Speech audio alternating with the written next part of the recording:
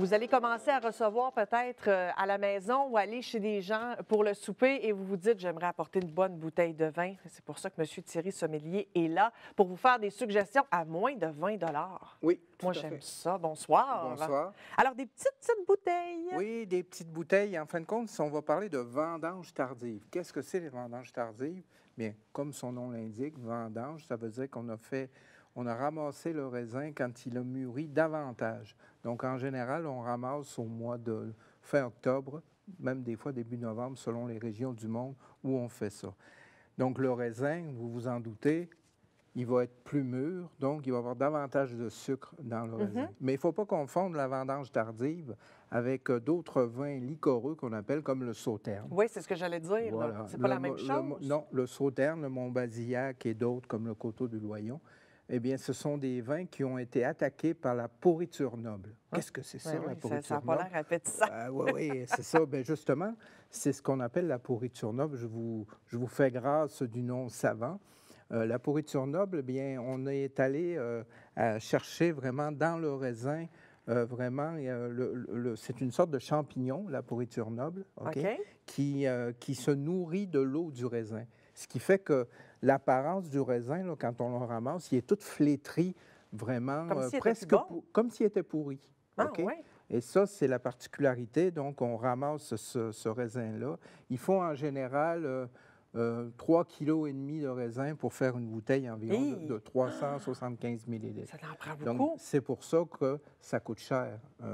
Un vin moelleux, un Sauterne, par exemple, qui coûte cher. Et c'est pour ça que souvent, on a des petites bouteilles. Et c'est pareil pour les vendanges tardives. Là aussi, ils ont été attaqués, les raisins? Non, ils n'ont pas été attaqués. C'est la différence. Plus mûris. Ils sont plus mûris. Il y a d'autres vins doux aussi, comme le vin de paille.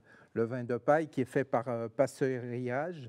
Donc ça, c'est des vins qu'on a fait vraiment sécher ou sur le pied de vigne ou sur des claies en paille qu'on faisait autrefois ou en bois. De là, le passeurillage qu'on appelle les vins. Donc, ce sont des vins aussi qu'on a fait sécher, donc il n'y a presque plus de jus à l'intérieur. Donc, ce sont des vins sucrés et tout ça. Il faut rajouter de l'eau? Non, pas du tout d'eau. Donc, c'est pour ça qu'il faut beaucoup de raisin pour faire 1 litre de vin. On a aussi, bien sûr, les vins de glace. Les vins de glace, on ramasse le raisin quand il est gelé. Ici, au Québec, selon les régions du monde aussi, il y a une loi qui dit qu'il faut ramasser le raisin à une température de moins 7 degrés Celsius. Donc là, quand on ramasse le raisin aussi, les vins de glace, ce sont les vins de dessert, les vins moelleux, qui sont le plus sucrés, encore plus que les vins de vendange tardive et tout ça. Donc, vous allez me dire, pourquoi ces bouteilles sont aussi petites? Ben oui, Eh bien, je viens de vous le dire, à cause qu'il faut beaucoup, ça coûte énormément cher s'il faut autant de raisins et puis d'autres manipulations. Une bouteille tout seul, là. Oui, mais justement, ce sont des vins sucrés. Donc, ici, je vous présente 2 produits. On a la cuvée glacée des Laurentides qui vient de Saint-Eustache. C'est un produit québécois. Donc, c'est un vin là, qui explose en bouche au niveau des agrumes, de l'ananas, de la poire également et tout ça. Et puis, c'est un vin qu'on va prendre, un vin de dessert, bien sûr, des gâteaux aux fruits, tout ce qui est aux fruits, les fruits confits également, mais aussi en apéritif avec du foie gras et des mousses de volaille aussi.